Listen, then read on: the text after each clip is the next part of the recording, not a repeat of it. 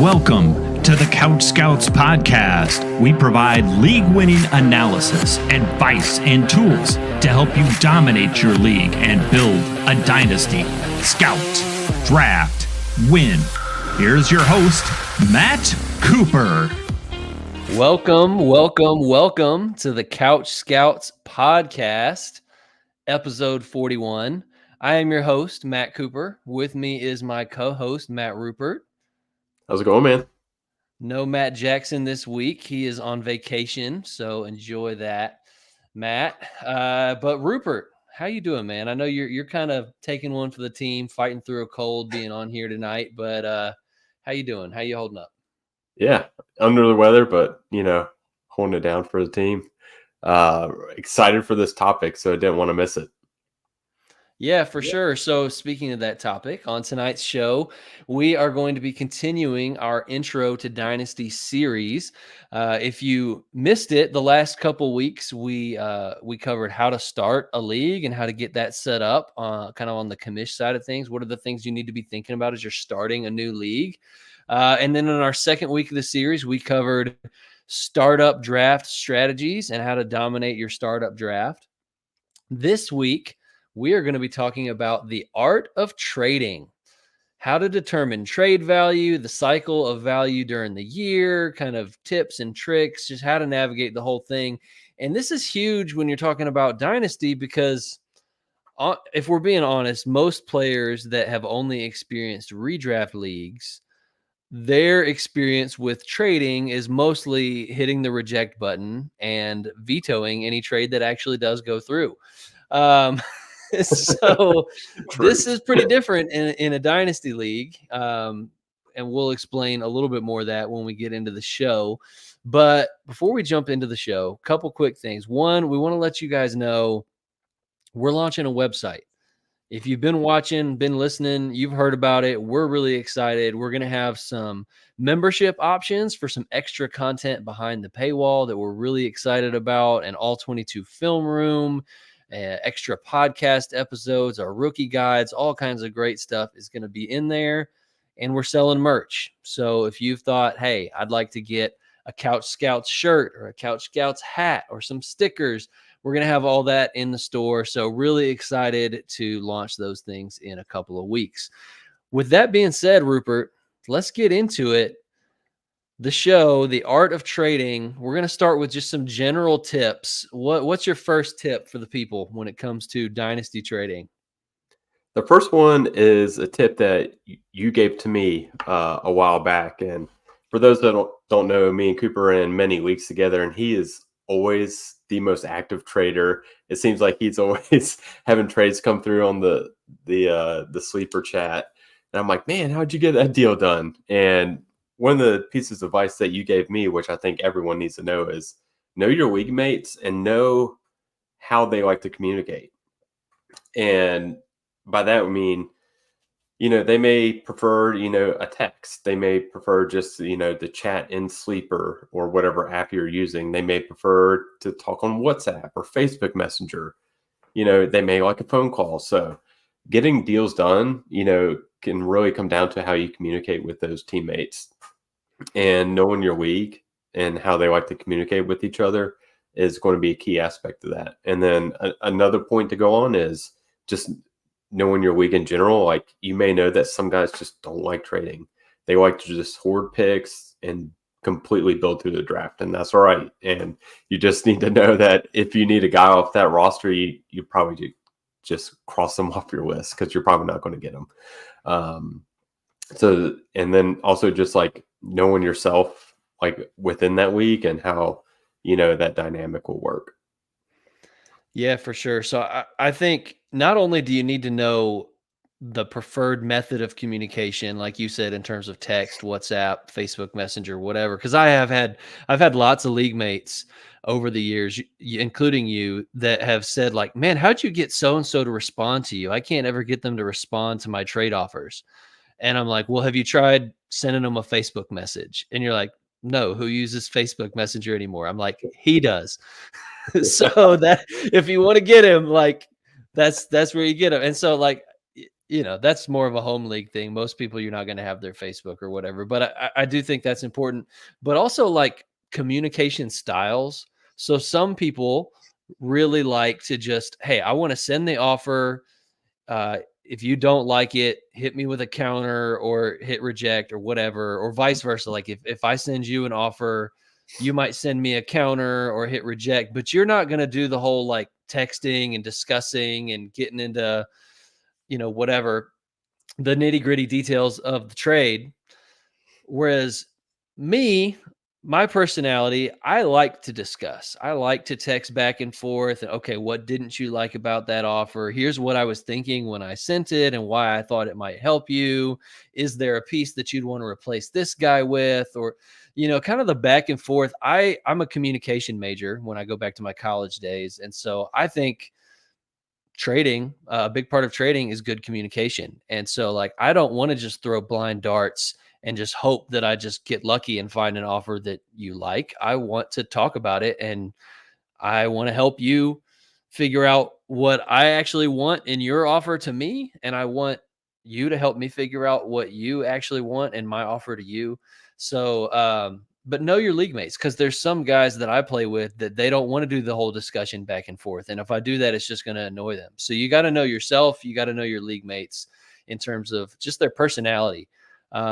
I even think of, my good friend Manib. I've been playing in redraft leagues with him since like middle school, and we've been in a couple dynasty leagues together now as well. Manib is the type of guy that like he does not like a low ball. And I don't think he would mind me saying that. Like, he wants you to start with a good offer. If you don't start with a good offer, it's going to be a reject, and there's going to be no discussion, and it's going to turn him off. And, so you got to start with a good offer. Other people, you can play the game a little bit of like, okay, I'm not going to start with my best offer. And there'll be a little bit of negotiating back and forth, but you got to know who you're playing with and make offers that appeal to that person. So let's get into our second tip and lead us off on that one, Rupert. That one's just analyzing all the rosters in your league, knowing their weaknesses, what are their strengths, including your own roster, right? You need to be honest with yourself. Like, if you're actually like going to contend, or if you need to like tear down, rebuild so that you're not in the middle, you need to, kind of see, what the league is looking like. Is there like 4 teams that are really like wide receiver heavy, and then the rest are kind of depleted on that end? Is it like 2 super teams in the league, and then the rest are kind of mediocre, fighting for that bottom spot? That's going to help you determine like how you can attack trying to get certain trades done, right? For instance, if you need a quarterback in a super flex league, you need to analyze the rosters, see who, may be contending, and they don't want, a young rookie quarterback, but they got one on the roster that they drafted in the middle or last end of the first round, right? They may not need them to win the championship, so they may be willing to let them go for a win now player. Things like that. Just kind of understanding the dynamics of where your league's at, like who's contending, who's not. What do the rosters look like throughout the league? Because getting trades done in leagues like where there may be like 2 super teams probably is going to be a little bit tougher, because there's a lot of teams kind of vying for the bottom. But if there's a lot of teams that are kind of in the same spot, there's good 6 teams that could win the championship, maybe a little bit easier to get some trades done. Yeah, so what you're hitting on is an important part of Dynasty, because if you are coming from a background of mostly playing in redraft leagues, analyzing rosters is certainly part of that. Pretty much the only way that you ever get a deal done in a redraft league is if it's like, hey, I'm really strong at running back, but I need wide receiver help. You're really strong at wide receiver, but you need running back help.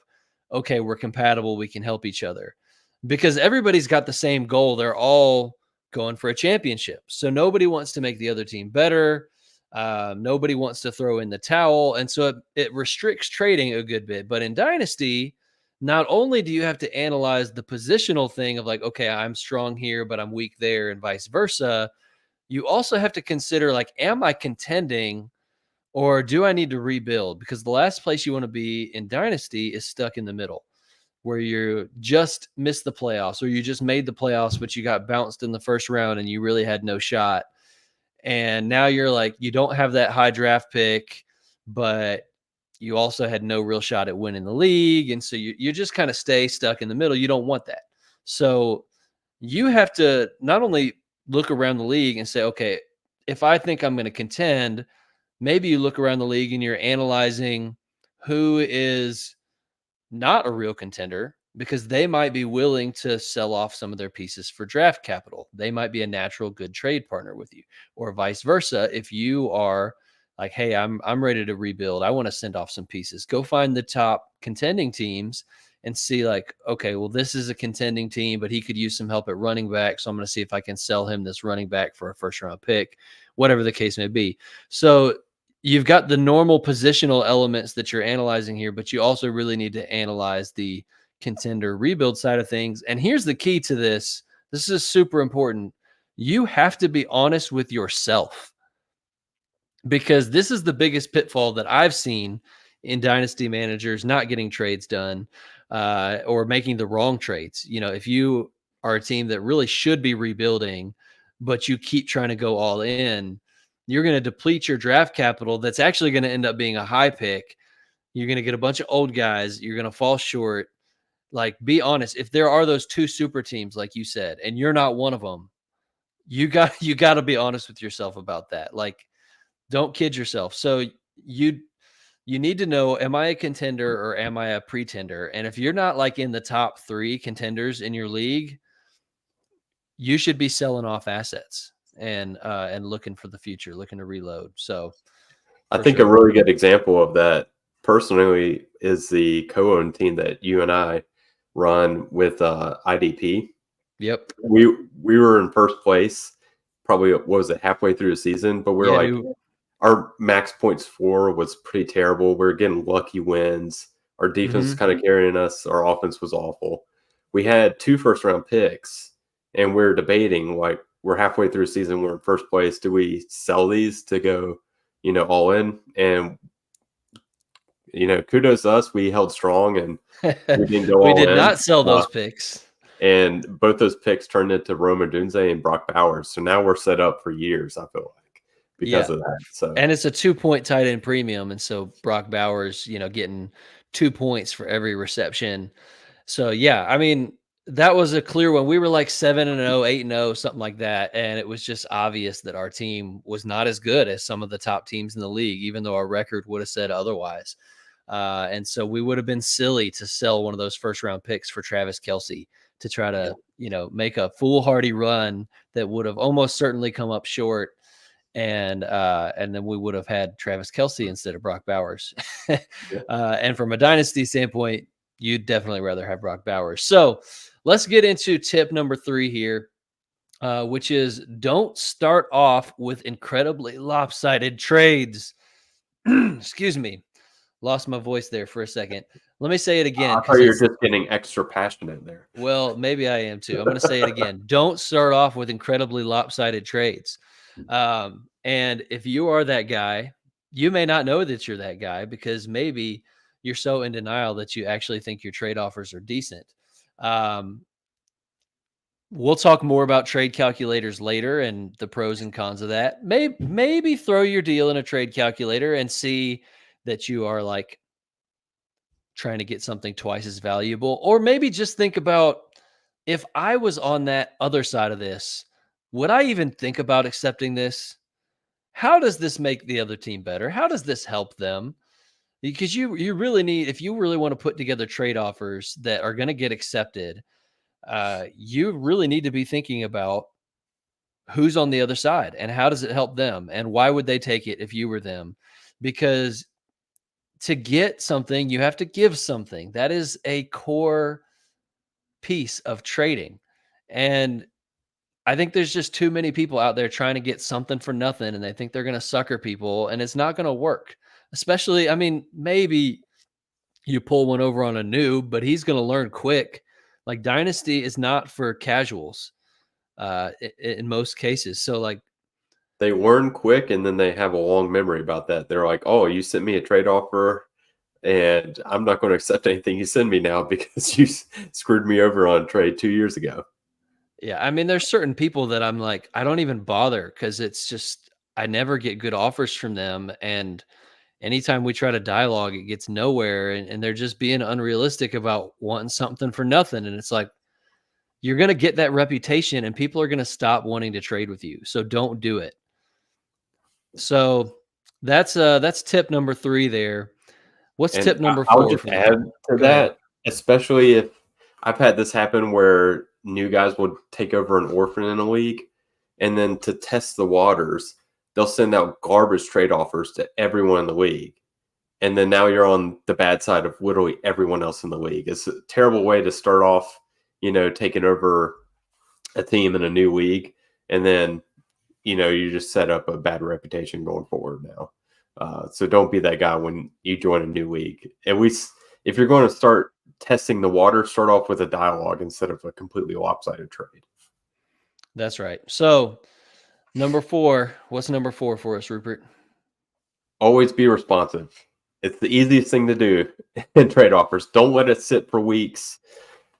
Respond, either reject it or send them a, hey, thanks for the offer, but I'm going to pass. It's the easiest thing to do, and it's the best way to, kind of keep the lines of communication open so that you can work out deals later on. The worst thing you can do is let trades sit for months.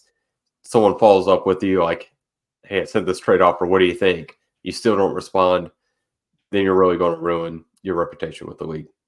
Yeah, so that's pretty straightforward. I would say a good rule of thumb is like within at most 48 hours of getting a trade offer, there should be some kind of response. Even if it's like, hey man, I've been super busy, gonna take a look at this for sure. I'll get back to you. Or if it's just a straight reject or no thanks, not interested in that guy. Or it could be a counter offer, or it could be, hey, I'm interested in that guy, but I'm not willing to give up this guy. Is there somebody else on my team you would take?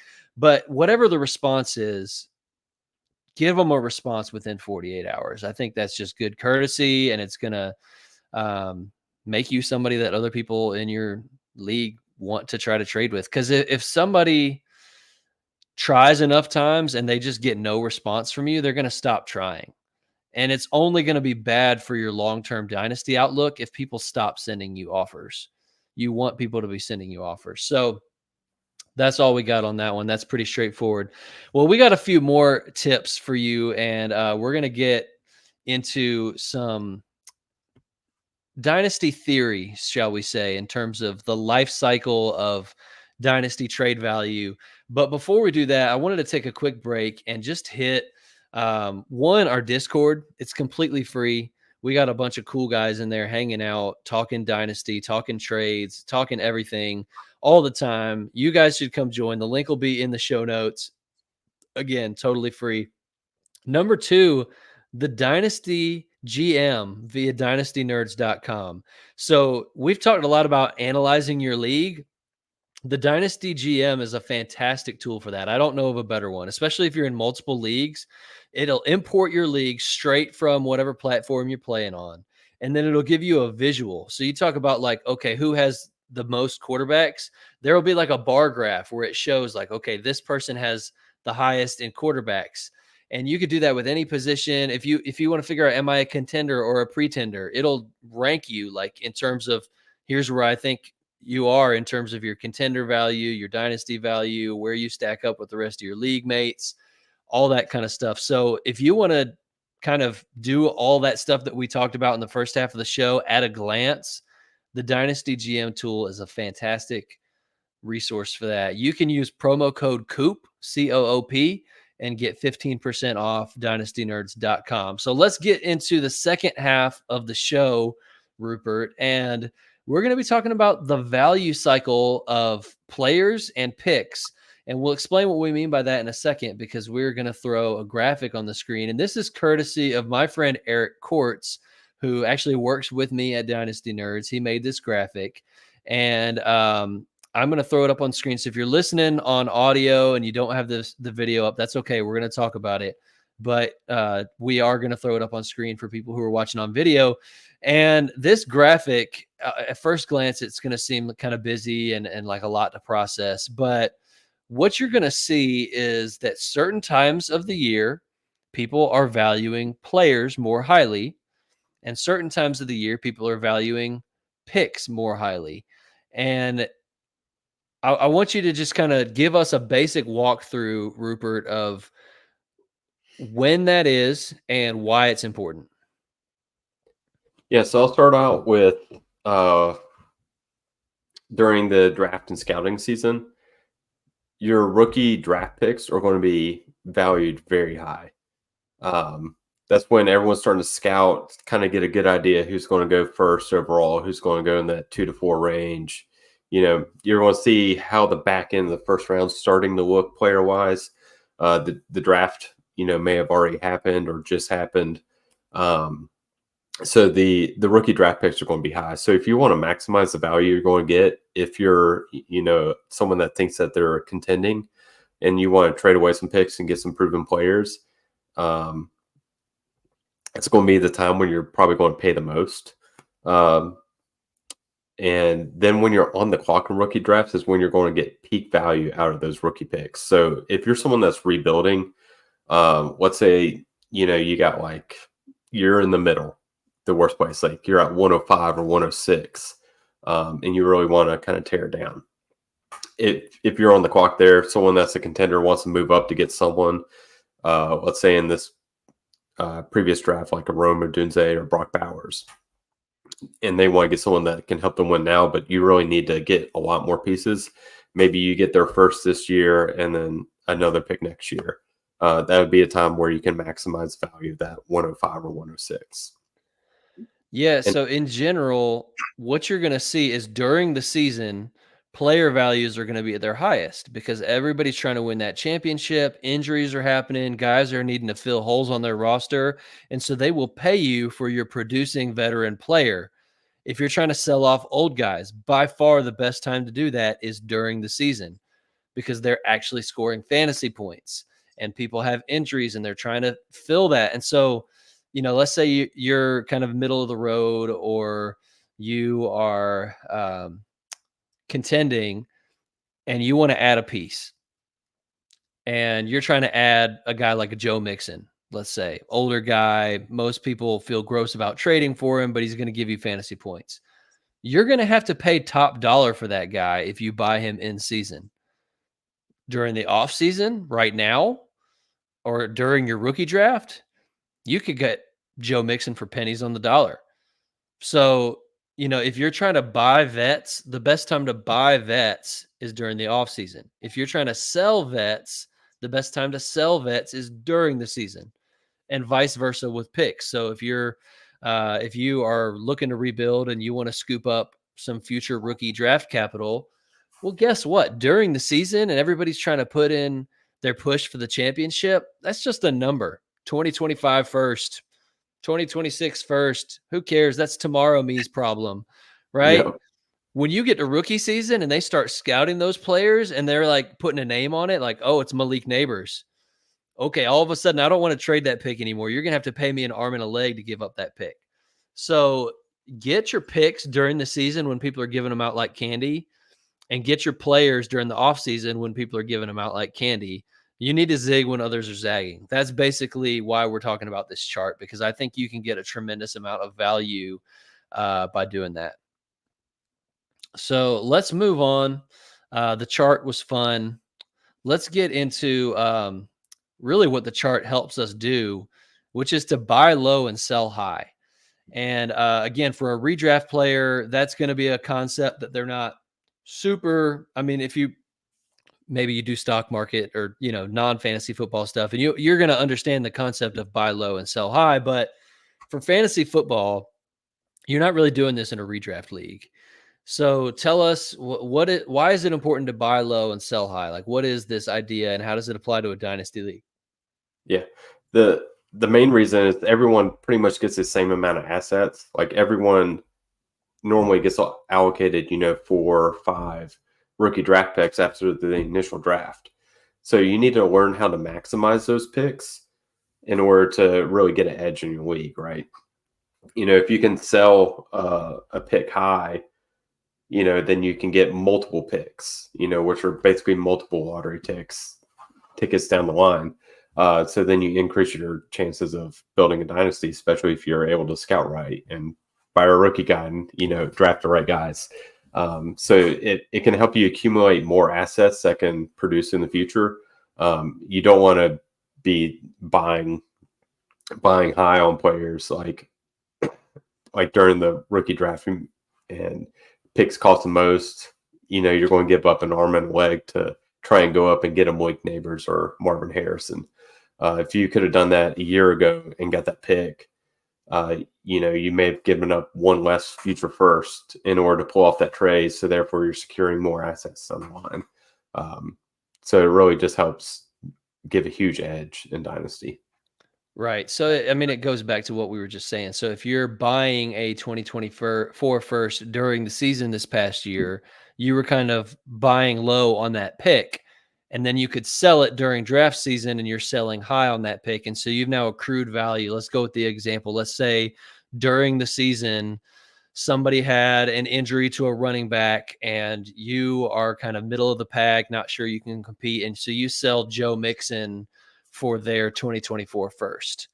Well, they kind of get to the playoffs, but they fall short and lose in the first round. And so now the pick is 107. Okay. Right now, today, 107 more valuable by a good bit than Joe Mixon. All right. But now let's say, you get into scouting season, people start putting a name on it. They go, okay, 107, that might be Rome Odunze. And then you flip it for I don't know, let's say you get Zay Flowers and their 2025 first. There's no chance, not a snowball's chance in hell, that you could have gotten Zay Flowers and a 2025 first for Joe Mixon. Yeah. But you did, because you sent Joe Mixon for that 2024 first, and then you sold the 2024 first high when it was at peak value, right? And so that's how you can accrue value on your dynasty rosters. And you don't really do that during redraft because the season's not long enough. And if you sending away pieces that you need and there's no first round draft capital, there's no future picks to consider. And so that's really not a thing that you do in a redraft league. But in dynasty, when you're thinking about the long haul, you can be making trades left and right, playing them like the stock market, even like players. Let's say I think that, a guy that we love, Deontay Johnson. Let's just say, okay, I think Deontay Johnson is going to have a breakout season, and I do. And you could go get Deontay Johnson for like a late second right now, maybe. I don't know. I haven't looked at, but let's just say you could. But then he goes into the season and he's balling out and he's like wide receiver 8. Like, okay, now I can get more than a late second back for him. So I could keep Deontay, or I bought him low and I sold him high. I'm playing it like stocks. I think this is where, if you listen to the Dynasty Nerds podcast, one of the phrases that Rich Dotson will say all the time is, an overpay today is an underpay tomorrow. And so this is where, if you really have strong conviction on a guy and you believe in him, and there's two philosophies here. One for trading is, I want to squeeze out every ounce of value that I possibly can. I am going to get fair market price for my guy, and I'm going to squeeze you for that extra third or whatever, right? The other philosophy, and I've seen you do this a bunch of times, Rupert, is you're going to send out an offer that looks like an overpay to that other person is going to run to smash the accept button, thinking that they just pulled one over on you. But you have strong conviction on that player, and you think in a year or two that player is going to be twice as valuable as what you just paid for him. And so I think that is a valid strategy if you know what you're doing, that you can kind of intentionally give a slight overpay that a year from now might look like a complete underpay, especially if there's a younger player that you really believe in as kind of a breakout candidate. And of course, it can backfire on you.